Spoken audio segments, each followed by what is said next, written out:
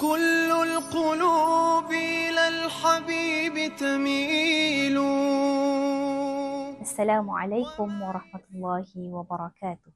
Alhamdulillahi rabbil alamin wassalatu wassalamu ala asyrafil anbiya'i wal mursalin sayyidina Muhammadin wa ala alihi wa sahbihi ajma'in. Alhamdulillah, kita semua masih lagi diberi kesempatan dalam menunaikan ibadah puasa pada hari ini. Semoga anda semua sentiasa dalam lindungan Allah Subhanahu wa taala. Insya-Allah. Amin. Jadi tazkirah kita pada hari ini bertajuk jauhi sifat zalim. Apa itu maksud zalim ya? Zalim ini berasal dari perkataan zun yang bermaksud meletakkan sesuatu bukan pada tempatnya. Dalam konteks Islam, zalim adalah sikap melanggar hak orang lain, menindas atau melampaui batas yang ditetapkan oleh Allah Subhanahu wa taala. Bahaya dan keburukan sifat zalim ini telah disebutkan dalam Al-Quran. Dan salah satunya ialah di dalam surah Hud ayat 18 yang berbunyi, Bismillah, Ala la'natullahi ala zalimin. Ingatlah laknat Allah ini akan ditimpakan atas orang-orang yang zalim. Ia juga boleh merosakkan kehidupan orang lain. Perbuatan zalim juga boleh menyebabkan kesengsaraan kepada orang lain. Dan telah Allah beri peringatan di dalam Al-Quran yang memberi maksud, dan kami katakan kepada orang-orang yang zalim, rasakanlah olehmu azab neraka yang dahulunya kamu dustakan itu. Zalim terhadap orang lain termasuk menipu, memfitnah atau merampas hak orang lain.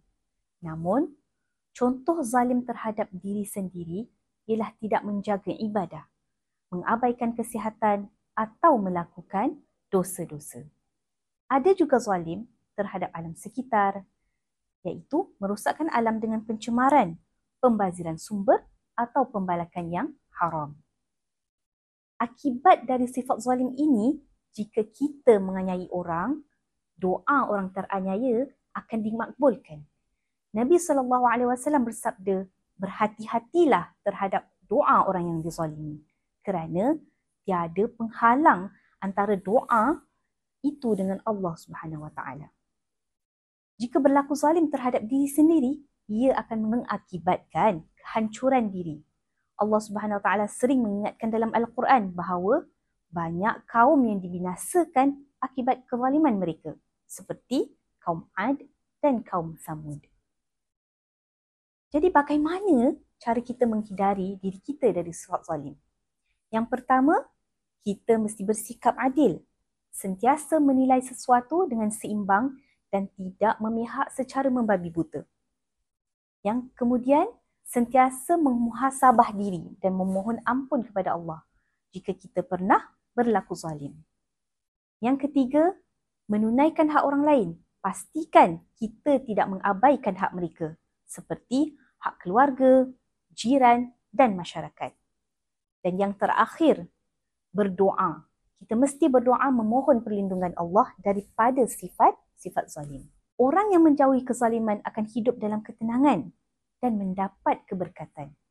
Rasulullah SAW bersabda, orang yang paling dicintai Allah adalah orang paling bermanfaat kepada orang lain. Jadi, marilah kita bersama-sama menjauhi segala bentuk kezaliman, kerana ia bukan sahaja mendatangkan keburukan di dunia, tetapi juga azab yang pedih di akhirat. Semoga kita semua termasuk dalam golongan yang berlaku adil dan disayangi oleh Allah Subhanahu wa taala. Ingat, dalam Al-Quran Allah mengatakan, dan janganlah kamu cenderung kepada orang-orang yang zalim sehingga kamu disentuh oleh api neraka. Semoga tazkirah ini memberi pengajaran dan peringatan bagi kita semua. Allahu a'lam bis-shawab. Wabillahi taufiq wal hidayah. Wassalamualaikum warahmatullahi wabarakatuh. كل القلوب إلى الحبيب تميل. ومعي بهذا شاهد ودليل. أما الدليل إذا ذكرت محمدا